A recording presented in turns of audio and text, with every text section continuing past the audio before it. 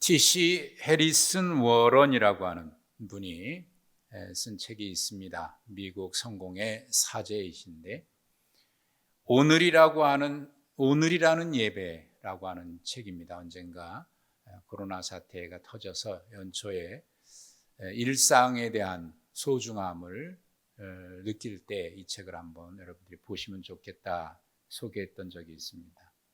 이 책은 그 부제가 사소한 하루를 어떻게 거룩한 예전이 되게 하는가라는 부제를 담고 있는 것처럼 하루 일상, 소소한 일상에서 우리가 어떻게 그것이 하나님 앞에 예배가 되게 할 수 있을까라고 하는 그런 내용을 담고 있어요. 그래서 이 책에는 소소한 이야기들, 일상에서 겪는 경험들을 기록하고 있어요. 그 중에 이분이 잃어버린 물건을 찾는 몇 단계라는 내용으로 기록한 내용이 있는데요.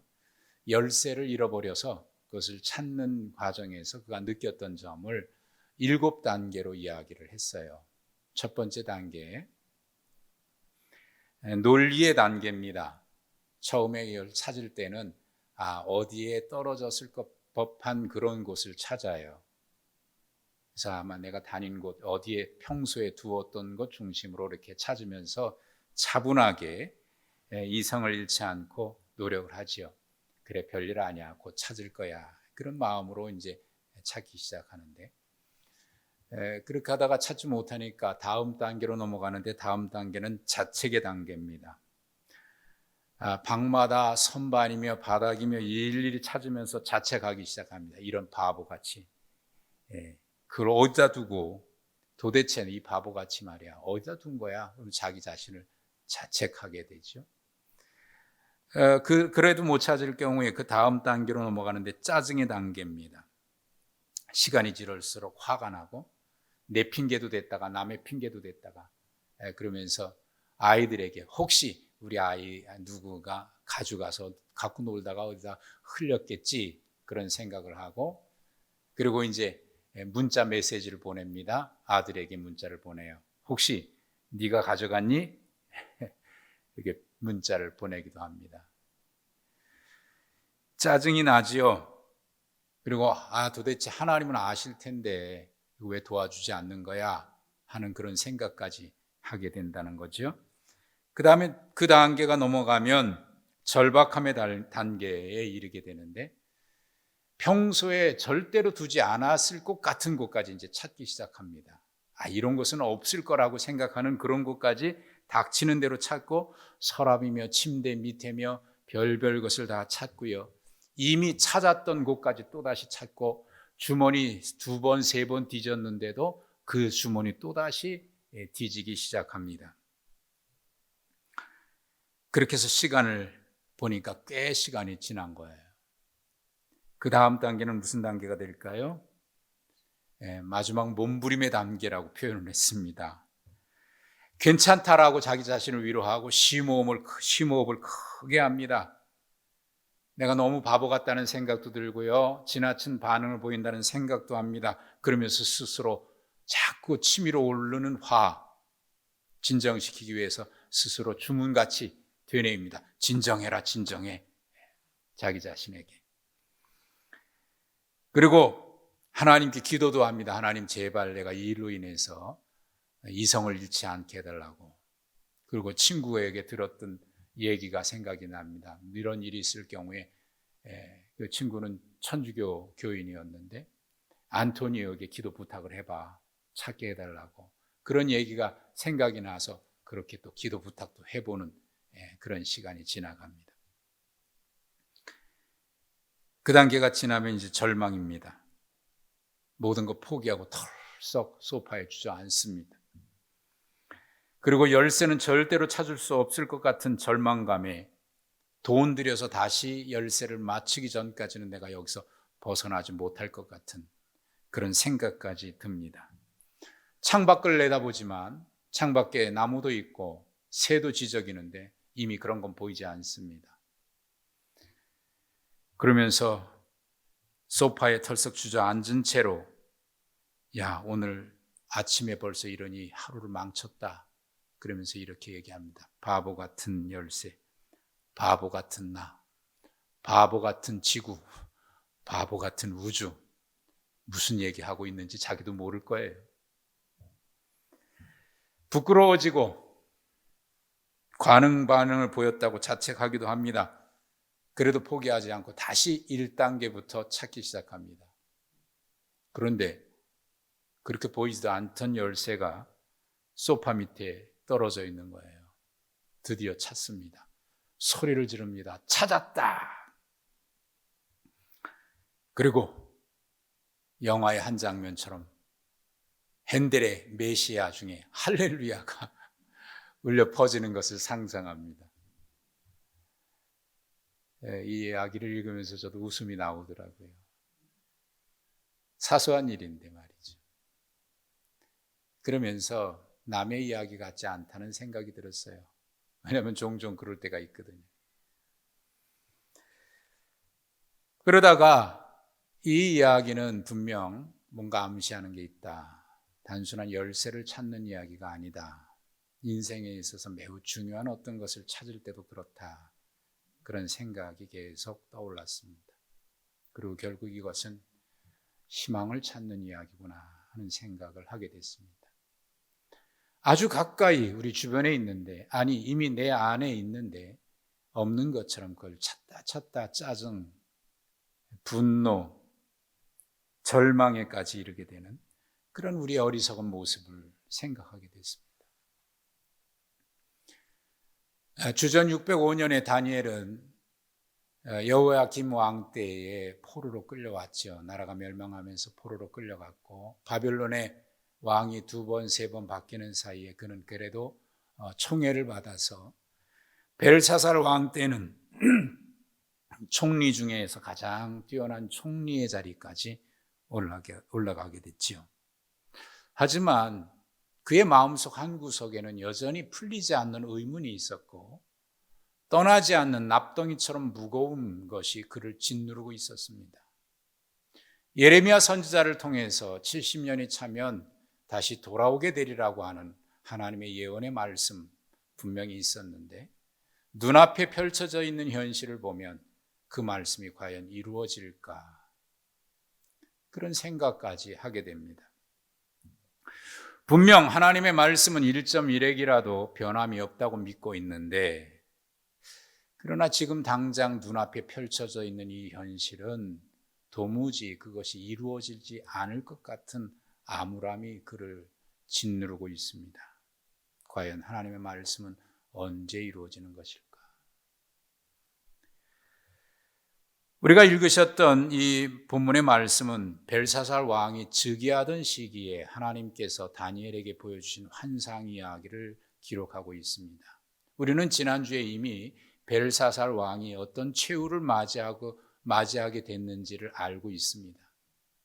하지만 오늘 이 이야기는 벨사살이 왕이 된 그 첫 해에 하나님께서 보여주신 환상을 미리 이걸 나중에 기록하고 있는 것인데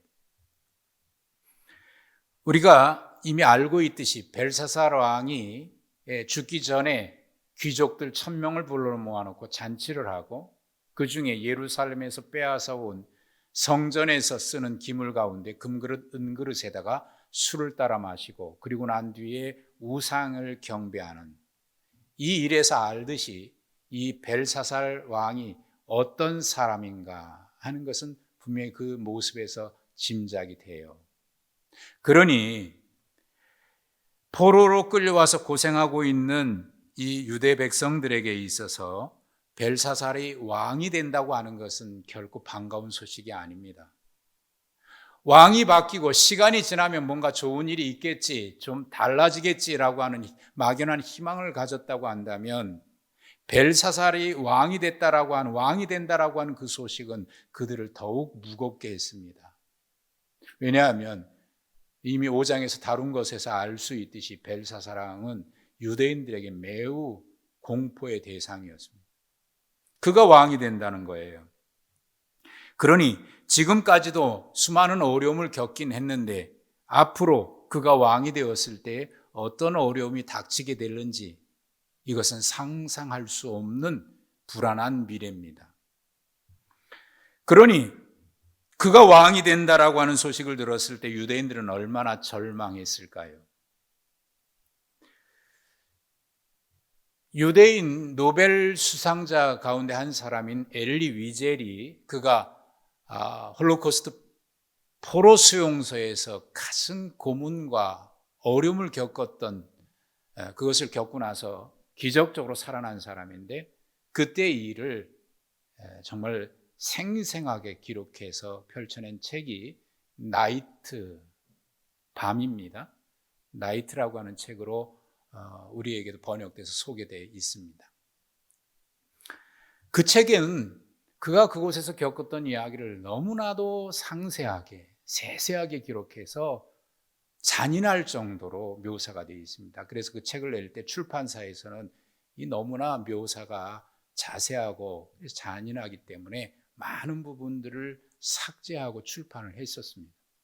나중에 이 책이 새롭게 나올 때에 엘리 위젤이 삭제됐던 내용들을 다시 거기에 첨가를 했고요. 그리고 그 개정판, 번역판 서문에 그 삭제된 일부 내용을 거기에 기록해 두었는데 이런 내용입니다. 태초에 믿음이 있었고 신뢰가 있었고 착각이 있었다. 우리는 하나님을 믿었고 다른 사람을 신뢰했고 누구나 쉐키나, 이 쉐키나는 하나님의 영광, 성소에서 나오는 영광을 얘기할 때 쓰는 용어입니다. 누구나 쉐키나의 불에서 나온 성스러운 불꽃을 지니고 있고 눈과 영혼 속에 하나님의 모습을 담고 있다는 착각 속에 살았다. 이것 때문에 우리가 시련을 겪었다고는 할 수는 없지만 이것이 빌미를 제공한 것만은 분명하다. 그러니까 그가 그 어려움 가운데서 얼마나 좌절하고 그의 신앙에 많은 갈등이 있었는지 이 한마디 속에서도 좀 우리가 읽어낼 수가 있죠. 그리고 그 수용소에서 그 어려움을 같이 겪었다가 또 살아난 사람 가운데 프랑스와 모리아크라고 하는 사람이 있는데 이가 엘리 위젤이 그분을 찾아가서 인터뷰했던 사람이기도 합니다. 그가 이 책을 추천하면서 서문을 기록해 두었는데 거기에 이렇게 기록했습니다. 이 소년은 엘리 위젤입니다. 그가 어렸을 때 수용소에 끌려갔거든요. 거기서 아버지가 죽는 것을 눈앞에서 죽는 것을 보고 이 소년에게는 신은 죽었다는 니체의 절규가 생생한 현실로 다가왔다. 사랑의 하나님, 은총의 하나님, 위로의 하나님, 그리고 아브라함, 이삭, 야곱의 하나님이 이 소년이 차분히 지켜보는 가운데 어떤 우상보다도 탐욕스러운 인종차별이라는 우상에 의해 자행된 사륙의 연기 속으로 영원히 사라진 것이다. 이렇게 죽어간 신앙심 돈독한 유대인이 얼마나 많을까. 그렇게 그 서문에 기록해 두었습니다. 거기서도 그들이 얼마나 신앙 하나님을 바라보면서 기다렸을 때 거기서 오는 많은 신앙의 갈등, 현실 앞에 믿음으로 이겨나가려고 하지만 당장 눈앞에 펼쳐진 현실 앞에 얼마나 갈등하고 고민하고 무너졌을까 하는 내용을 이 한마디에서도 읽어낼 수가 있습니다. 사실 우리가 상상할 수 없는 상상 그 이상의 어려움이 있었겠지요. 어쩌면 벨사살이 왕이 될 당시에 유대 포로 생활을 하고 있는 그들이 마주한 현실도 이러지 않았을까 하는 생각이 듭니다. 언제 끝날지 모르는 고난의 현실 앞에서 신앙의 많은 회의도 있었을 겁니다. 이 거대한 제국이 무슨 수로 무너지고 그래서 우리가 예언의 말씀처럼 예레미야를 통해서 주셨던 말씀처럼 다시 예루살렘으로 돌아갈 날은 언제일까? 과연 그날이 오기는 하는 것일까? 이 거대한 제국이 과연 무너지기는 하는 것일까? 하나님의 약속은 과연 이루어질 것인가? 아마 많은 고민 번뇌하지 않았을까요? 다니엘도 같았으리라 생각이 됩니다. 그때 하나님께서 다니엘에게 보여주신 환상이 오늘 본문의 이야기입니다. 큰 짐승 넷이 바다에서 올라옵니다. 그 네 짐승을 보니까 보기가 흉측하고 굉장히 무섭게 생겼어요. 첫 번째 짐승은 사자같이 생겼는데 사자는 아닌 것 같아요. 등에 독수리 날개가 붙어 있습니다. 두 번째 짐승은 곰같이 생기긴 했는데 그 입에 새 갈빗대를 물고 있습니다. 셋째 짐승도 역시 표범처럼 생기긴 했는데 날개 넷이 달려있고 머리가 넷입니다. 이런 짐승이 어디 있을까요? 아무튼 흉측하게 생겼고 이상하게 생긴 보자마자 두려움과 공포에 휩싸일 만한 그런 짐승들입니다. 그런데 네 번째 짐승은 더 무서워요. 앞에 짐승은 상대도 안 될 만큼 무섭고 강하게 생겼습니다. 이빨은 쇠로 됐는데요, 무엇이든지 물어뜯으면 부서뜨릴 만큼 강력합니다. 그리고 머리에는 뿔이 10개나 나 있습니다. 그런데 자세히 보니까 그 10뿔 사이에 작은 뿔이 하나 나오더니 먼저 있던 3개의 뿔이 뽑혀버립니다. 그리고 이 작은 뿔에는 사람의 눈 같은 눈들이 있고 입으로는 큰 말을 쏟아내는데, 이 큰 말이라고 하는 말은 거침없는 말들을 쏟아낸다는 거예요. 참남한 말들을 쏟아낸다는 겁니다. 어쨌든 이 환상을 보았을 때 다니엘은 무엇을 의미하는지 뜻을 알 수는 없지만 직감적으로 느낄 수 있는 것은 이건 보통 꿈이 아니다, 환상이 아니다, 무섭고 두려움에 사로잡히게 됐습니다. 그래서 그것 때문에 근심하고 번민하고 있었지요. 그때 하나님께서 보여주신 환상, 또 다른 환상이 있는데 하늘에 보좌가 펼쳐지고 거기에 그 보좌에 옛적부터 항상 계신 분이 앉아 계십니다. 그분이 이 꿈을 해석해 주십니다. 그 해석의 내용은 16절 이하입니다. 네 번째 짐승은 네 나라를 의미합니다. 그 중에 가장 무섭게 생긴 네 번째 짐승은 네 번째 등장한 나라이고요, 10뿔 가지고 있다고 하는 것은 그 나라의 10왕을 말합니다. 그리고 나중에 나온 작은 뿔은 앞에 3왕을 멸하고 스스로 왕이 된 사람을 얘기하는데, 네 나라는 구체적으로 역사 속에 바벨론, 지금 다니엘 시대의 나라죠. 바벨론, 그 뒤에 일어나는 메대와 파사, 그리고 그 다음에 일어나는 헬라, 그리스 제국을 말합니다. 그리고 여기에 작은 뿔은 헬라의 그 왕 중에 하나인 안티오쿠스 4세 에피파네스를 말합니다. 에피파네스는 자기 스스로 현존하는 신이다라고 해서 그렇게 이름 붙여서 불린 거지요. 그런데 21절과 25절을 보니까 그가 성도들을 괴롭힙니다. 성도들을 이깁니다. 뿐만 아니라 지극히 높으신 하나님을 대적합니다. 때와 법을 고치고자 합니다. 여기 때와 법이라고 하는 것은 유대인의 모든 때와 절기를 폐지한다는 얘기인데, 유대인의 때와 절기는요, 다 하나님 앞에 예배하는 절기죠. 안식일을 비롯해서 6월절이며 77절이며 장막절, 초막절이며 이런 것이 다 유대인의 절기예요. 그러니까 유대인의 절기는 다 하나님 앞에 예배하는 것과 맞춰져 있습니다. 따라서 이 모든 것을 폐지한다는 얘기는요, 예배 못 드리게 한다는 것이고 그 모든 것을 폐지시킨다는 거예요. 실제로 이 안티오쿠스 4세 에피파네스는 주전 168년에 예루살렘 성전에 아주 참남한 짓을 합니다. 거기에 우상을 세워놓고요, 그 우상에게 유대인들이 가장 부정하게 생각하는 돼지를 제물로 바치면서 돼지 피를 그 제단에 뿌려버렸습니다.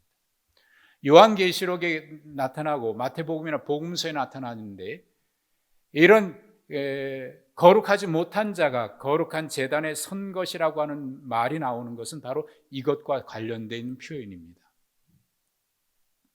아무튼 다니엘이 본 이 환상은요, 지금까지도 힘들었는데 앞으로도 더 힘들어질 거라고 하는 그런 내용을 담고 있어요. 바벨론도 강하고 악한 나라지만 앞으로 세워질 나라는 더 악하고요, 왕들은 더 악한 왕들이, 강력한 왕들이 세워진다는 거예요.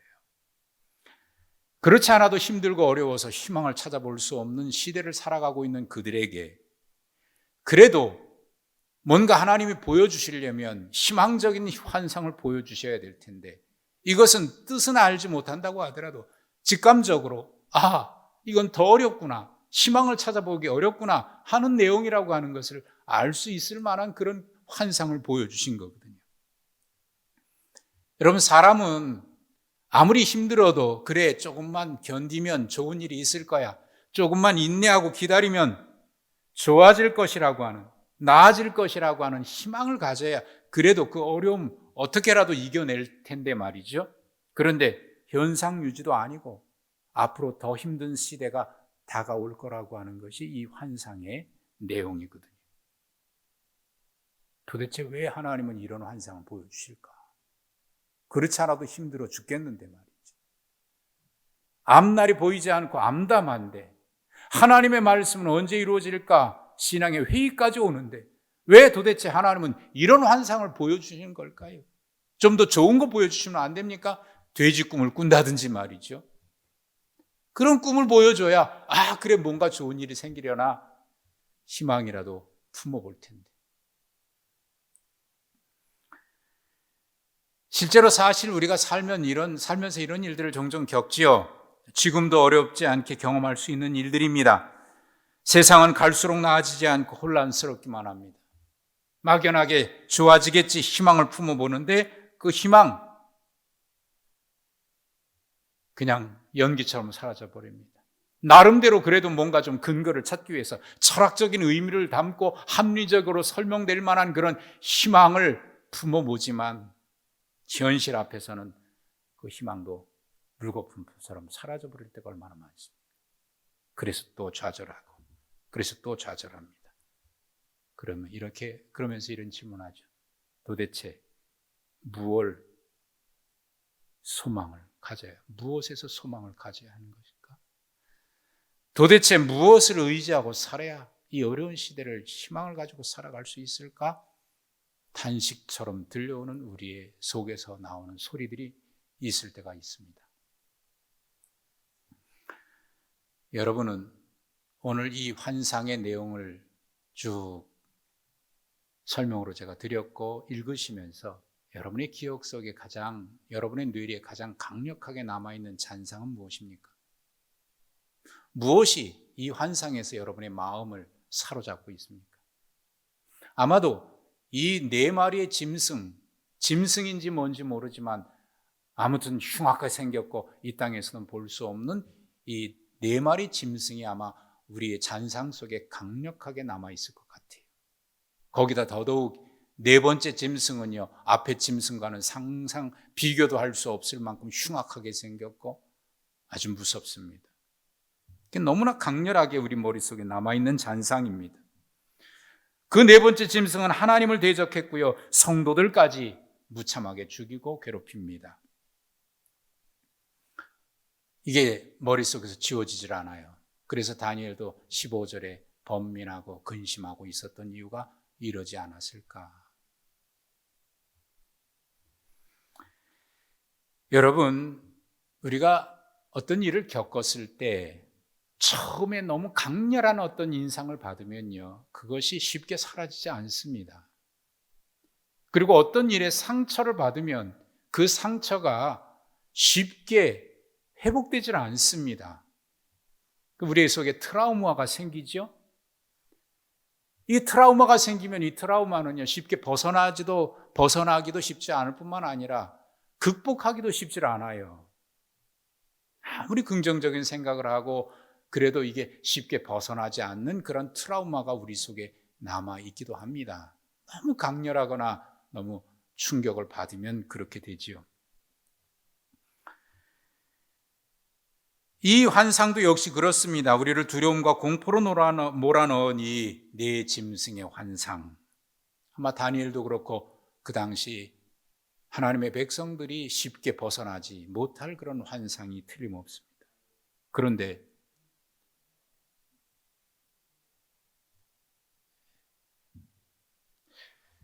방송실에서 나오는 소리니까.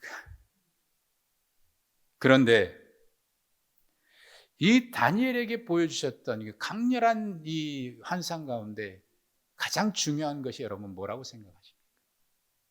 하나님이 보여주시려고 하는 가장 중요한 장면은 뭘까요? 그래서 우리가 이것이 앞에 너무나 강렬한 장면 때문에 그냥 지나간 듯 스쳐 지나간 듯 지나간 내용입니다만은 9절에 보면은 내가 보니 왕자가 놓이고 옛적부터 항상 계시니가 거기에 좌정하셨다라는 말씀 우리가 보았죠. 그냥 지나간 듯 지나갔어. 하나님은 다니엘에게 고난 가운데 있는 성도들에게 하늘 보좌를 보여주셨습니다. 하늘 보좌에는 옛적부터 항상 계시니가 앉아 계십니다. 그리고 그 앞에 천천만만의 천사들이 서 있고 그 앞에 심판의 책이 놓여 있습니다. 그리고 하나님 나라에서 심판이 시작되자 영원할 것 같은 짐승이 죽어서 영원한 불에 던져집니다. 그리고 인자 같은 이가 옛적부터 계신 이로부터 권세와 영광과 나라를 받습니다. 모든 나라 백성들이 그 앞에서 그를 섬깁니다. 그리고 마치 천사들의 합창처럼 뭔가 분명한 메시지를 기록하고 있습니다. 14절 그의 권세는 소멸되지 아니하는 영원한 권세요 그의 나라는 멸망하지 아니할 것이니라. 그리고 이 모든 일의 진상 이것이 무엇을 의미하는지 하나님께서 해석해 주십니다. 18절입니다. 지극히 높으신 이의 성도들이 나라를 얻으리니 그 누림이 영원하고 영원하고 영원하리라. 이 환상의 실상입니다. 말씀드린 대로 결코 무너지지 않을 것 같고 영원할 것 같은 거대한 제국, 그리고 그 보좌에 앉아있는 절대 권력을 가지고 있는 왕들, 그 권세 앞에서 백성들은, 성도들은 힘없이 무너지고 좌절하고 절망했을 겁니다. 과연 이 대제국이 무너질까? 그래야 우리가 다시 예루살렘으로 돌아갈 수 있을 것인데, 가서 성전을 재건하고 성읍을 재건할 것인데, 과연 지금 우리 앞에 보여져 있는 이 거대한 제국과 우리가 감히 무너뜨릴 수 없을 것 같은 그 보좌에 앉아있는 저 왕들의 권력, 과연 저게 무너질까? 영원할 것 같아 보입니다. 성도들의 눈앞에, 하나님을 분명히 영원한 하나님으로 믿고 있는 성도들의 눈앞에 펼쳐져 있는 것은 하늘의 보좌는 보이지 아니하고 세상의 보좌만 보일 뿐입니다. 그들 앞에 놓인 현실은 바벨론이 영원하고 그들의 눈앞에 보인 현실은 그 제국의 왕이 영원해 보입니다. 이렇게 이 세상 나라가 영원한 것 같은 현실 앞에서 하나님이 보여주신 장면은 하늘의 보좌입니다.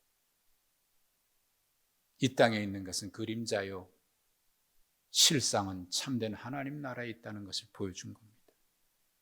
그리고 그 보좌에 앉아 계신 이를 성경은 하나님이라고 표현하지 않고 옛적부터 항상 계신 이라고 표현을 했습니다.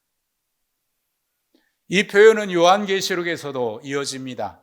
요한계시록에 이제도 계셨고 전에도 계셨고 장차 다시 오실 이라고 하는 표현으로 나옵니다. 요한계시록에서도 말씀드렸습니다마는 거기서 강조점은 전에도 계셨고 장차 다시 오실 분, 과거와 미래가 아니라 이제도 계신 그분을 이야기하는 겁니다. 요한계시록에서 이제도 계시고 전에도 계셨고 장차 다시 오실 왕과 오실 그분을 이야기하면서 요한계시록 2장 3장에는 그 암울한 시대에 놓여있는 소아시아 7교회, 이 땅에 있는 교회들을 상징하는 교회를 얘기해 주고 있습니다. 엄청난 박해와 고난 속에 힘없이 많은 사람들이 죽음의 현실에 끌려가고 있는 소아시아 7교회의 현실, 하루하루 경험하고 마주하고 있는 현실은 결코 무너지지 않는 거대한 제국 로마요, 거대한 보좌 앞에 앉아있는 로마의 황제들입니다. 그 앞에 성도들은 탄식하고 눈물 짓고 있습니다. 이 나라가 과연 무너질까? 하나님의 나라가 이루어질까? 그때 하나님께서 사도 요한에게 4장 1절에 이렇게 말씀하시면서 보여주십니다. 이 일 후에 내가 보니 하늘에 열린 문이 있는데 올라오라. 이후에 마땅히 일어날 일을 내가 내게 보여주리라. 현실에서 하나님은 요한에게 하늘의 실상을 보여주셨습니다. 하늘에 보좌가 있고 그 보좌 주위에 24장로들이 둘러서 있고 천군 천사들이 영원하다 영원하다 거룩하다 거룩하다 찬양을 합니다. 그리고 마침내 그 앞에 심판의 책인 두루마리가 보여지고 그 두루마리를 어린 양이신 예수 그리스도께 전해줍니다. 어린 양이 하나씩 인을 떼기 시작하니까 심판이 시작되는 장면이죠. 다니엘이 본 이 환상은 사도 요한에게 보여준 환상과 맥을 같이 합니다. 우리 눈에 보이는 것은 이 세상의 현실이기 때문에 그것만 볼 때는 답답하기만 합니다. 우리가 보는 것은 이 세상이 전부이기에 그 현실을 볼 때 우리는 답답해합니다. 절망하고 좌절합니다.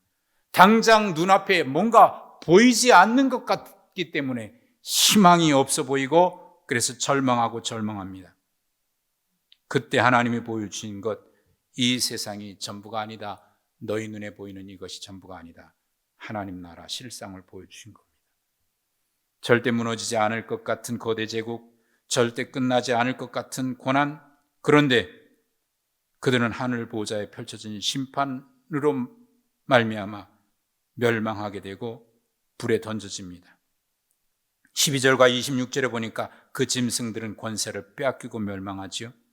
그리고 22절에 하나님 말씀하십니다. 하나님께서 성도들을 위해서 원한을 풀어주신다고요. 원한을 풀어주신다고요. 이 땅에서 얼마나 많이 눈물을 흘렸을까요? 하나님이 그 원한을 풀어주신다고요. 더 놀라운 것은 18절, 22절, 27절입니다. 하나님이 원한을 풀어주신 것보다 저는 이 말씀에서 온몸이 전기에 감전되듯 그런 전율을 느꼈습니다. 18절, 22절, 27절에 성도들을 향해서 이렇게 말씀합니다. 지극히 높으신 이의 성도들, 지극히 높으신 이의 거룩한 백성. 누굽니까? 우리 아닙니까? 우리 아닙니까? 하나님은 결코 그들을 잊어버리신 적이 없고, 하나님은 결코 그들을 버리신 적이 없고, 하나님은 그들을 얼마나 지극히 사랑하시는지, 지극히 높으신 이의 거룩한 백성, 왕된 백성이요, 거룩한 제사장이요, 하나님 나라의 왕이요. 하나님께서 우리를 이토록 사랑하시고 있다는 사실, 절망 앞에, 암울한 현실 앞에 그것이 느껴지지 않았고 보이지 않았는데 하나님은 그것을 보여주셨습니다. 너희들은 나의 지극히 높은 나의 아들이고 딸이고 사랑하는 자다. 너는 내 사랑하는 아들이요 내 기뻐하는 자라. 이 실상 보여준 겁니다. 그때만일까요? 요한계시록 때만일까요? 오고 오는 세대의 영원한 하나님의 말씀은 지금 오늘 우리들에게도 이 말씀을 주시는 겁니다. 우리 눈에 보이는 현실이 다가 아니다. 너희가 울고 있는 그것이 전부가 아니다. 절망하고 좌절하고 탄식하고 눈물을 흘리는 그것이 전부가 아니다. 내가 너희 눈을 띄워줄 것이니 올라와서 보라. 이 세상에 보이는 것이 전부가 아닌 영원한 하나님 나라를 보아라. 하나님 우리에게 그것을 보라고 말씀하시는 겁니다. 히브리서 11장 1절 2절에 우리가 잘 암송하는 말씀이 있죠. 믿음은 바라는 것들의 실상에 보이지 않는 것들의 증거다. 예, 그것을 보라는 겁니다. 그러면서 2절은 이렇게 말씀합니다. 선진들이 이로써 증거를 받았다고요. 그래서 이것의 증거를 받았던 수많은 믿음의 선진들의 이야기가 11장에 기록되지요. 노아는 보이지 않는 현실 앞에서 보이는 하나님의 나라를 보았기 때문에 많은 사람들이 비웃고 조롱할 때에 방주를 만들죠. 거대한 바벨탑이 보이는 것이 눈앞에 보이는 현실일 때에 아브라함은 그 현실을 뛰어넘어 보이지 않으나 하나님의 약속의 말씀으로 본 약속의 땅을 보았기에 갈 바를 알지 못했으나 그 말씀을 따라 약속의 땅으로 걸어갔지요. 모세는 눈에 보이는 최대의 권력 애굽의 바로 왕의 왕자라고 하는 누구나 부러워하는 그 현실이죠. 그러나 그 앞에서 그는 영원한 하나님의 나라에 하나님이 함께 계시는 것을 보았기에 바로의 궁궐에서 바로의 아들이 되기보다는 하나님과 하나님의 백성과 함께 고난당하는 일을 택했다고 성경은 기록하고 있습니다. 이유가 단 한 가지입니다. 믿음으로 보이지 않는 현실을 보았고 실상을 보았기 때문이죠. 그것으로 증거를 삼았기 때문이죠.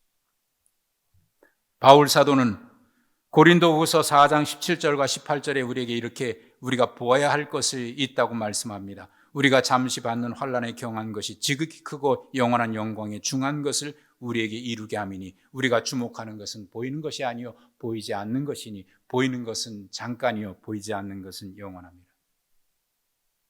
그는 이것을 보지 못했을 때 스데반을 돌로 쳐 죽였습니다. 그러나 스데반이 죽어가면서 그리스도께서 하나님 보좌 우편에 서 계신 것을 보았고 그것을 본 그 순간 찬송하면서 아버지여 저들을 용서해 주십시오 이 한마디 하고 죽어갔습니다.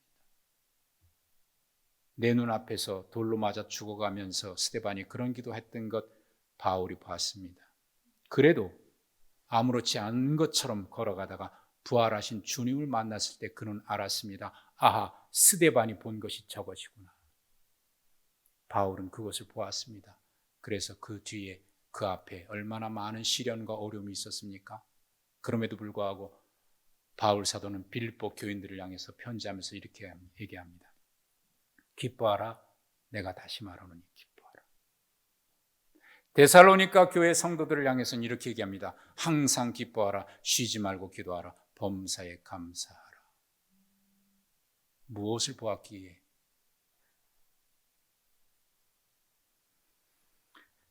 히브리서 기자는 믿음의 선조들의 이야기를 기록하면서 12장으로 넘어가면서 그 실상을 이렇게 얘기했습니다. 이러므로 우리에게 구름같이 둘러싼 허다한 증인들이 있으니 모든 무거운 것과 얼매기 쉬운 죄를 벗어버리고 인내로서 우리 앞에 당한 경주를 하며 믿음의 주여 온전케 하시는 이 예수를 바라보자. 그는 그 앞에 있는 기쁨을 위해서 십자가를 참으셨고 부끄러움을 개의치 아니하셨다. 그리고 하나님 보좌 우편에 앉으셨다. 에베소서에서 바울 사도는 그 하나님의 보좌 우편에 앉은 예수 그리스도와 함께 우리도 앉는 것을 보았습니다. 히브리서 기자는 그래서 이 현실을 살아가고 있는 우리를 향해서 이렇게 권고합니다. 너희가 피곤하여 낙심하지 않기 위해서 죄인들이 이같이 자기에게 거역한 일을 참으신 그분 예수 그리스도를 생각하라. 여러분, 이 시대도 역시 우리 앞에 보이는 것은 암울한 세상뿐일 겁니다. 그러나 하나님은 우리에게 그 너머에 있는 세상을 보라고 말씀하십니다. 이 땅이 전부가 아니고 눈에 보이는 현실이 전부가 아닌 영원한 하나님 나라 보라고 오늘 다니엘서 환상을 통해서 우리에게 말씀하십니다. 너희가 보아야 될 진짜를 보아라. 진짜를 보아라. 여러분, 이것을 우리는 보았고 들었고 느꼈고 경험했습니다. 이 어렵고 힘든 세상을 이길 수 있는 희망은 우리에게서 나오는 것 아니고 하나님이 주신 참된 실상 때문입니다. 이 실상을 바라보면서 우리가 이 어려운 때를 넉넉히 이겨가시기를 주님의 이름으로 축복합니다. 하나님 감사합니다. 힘으로 능으로 감당할 수 없어 때로 눈물 짓고 한숨 짓고 좌절하고 절망하고 스스로에게 화가 나고 무너졌던 우리들, 하나님 우리에게 실상을 보여주셨습니다. 믿음으로 보이지 않는 것을 증거로 볼 수 있도록 바라는 것들의 실상이요 보이지 않는 것들의 증거를 우리에게 볼 수 있게 해 주셨습니다. 아버지 하나님, 그러니 비록 우리는 힘들고 어려운 현실 앞에 있으나 영원한 하나님 나라를 보여주셨으니 이 믿음 가지고 이 시대를 넉넉히 이기되 주님, 내가 세상 끝날까지 너희와 항상 함께 있으리라 임마누엘 약속 주셨으니 주님과 함께 넉넉히 이기고도 남게 하여 주시옵소서. 예수님의 이름으로 기도하옵나이다. 아멘.